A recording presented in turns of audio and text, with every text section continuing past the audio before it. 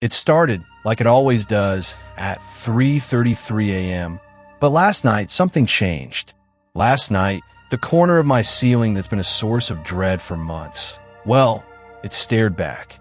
My dog, Buster, he's a mutt, mostly lab, with a heart of pure gold. He's my shadow, my best friend. We live a pretty quiet life, just him and me in our little bungalow on Sycamore Lane. I work from home, doing freelance graphic design, so we're together pretty much all the time. He's never been a barker, not unless someone's at the door or there's a squirrel taunting him from the oak tree in the front yard. So, when he started doing this, I was freaked out. About 6 months ago, it began. Every night, right around 3:15, Buster would get up, stretch, pad over to the living room, and just stare. Up at the northwest corner of the ceiling, right where the popcorn texture is a little thicker. He wouldn't just look either. He'd start this low, guttural growl, the kind that vibrates through your chest. It's not his happy growl or his warning growl.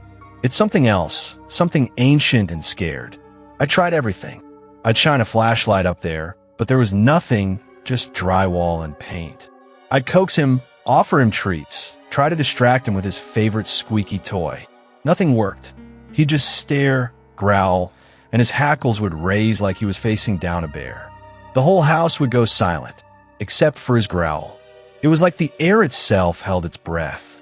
I started sleeping with earplugs, honestly.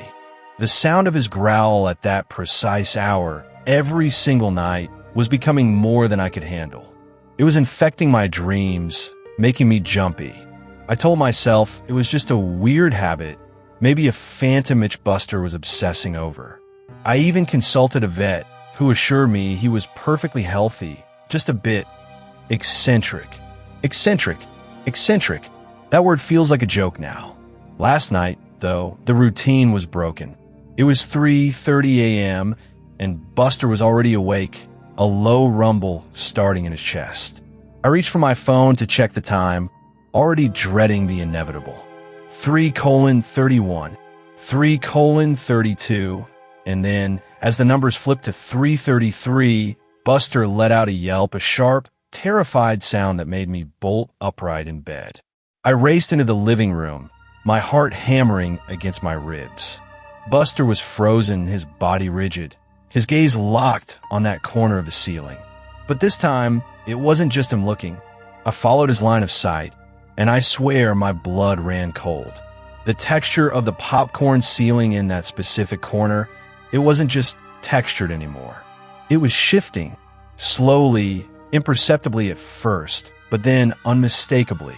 It looked like an eye, a vast, black, vacant eye blinking. It wasn't a trick of the light, not a shadow. It was something in the ceiling, something looking out. And then Buster, the bravest dog I know, whined and scrambled backward, his tail tucked so far between his legs it looked like it was fused to his belly. The eye, it didn't move. It just was a void staring down at us. The growl had stopped, replaced by Buster's ragged breathing and the frantic thumping of my own heart. I couldn't move. I couldn't scream. I could only watch as that unblinking, inky blackness seemed to soak up all the light in the room. Then, slowly, like a ripple on a dark pond, the ceiling began to smooth itself out, the texture returning to normal, the eye receding back into the plaster. But the stillness, the palpable presence that had filled the room, it lingered. Buster is still huddled at the foot of my bed, shaking. He won't go near the living room. And I can't shake the feeling that it's not just my dog who sees it anymore. I can feel it. It's watching me, even now.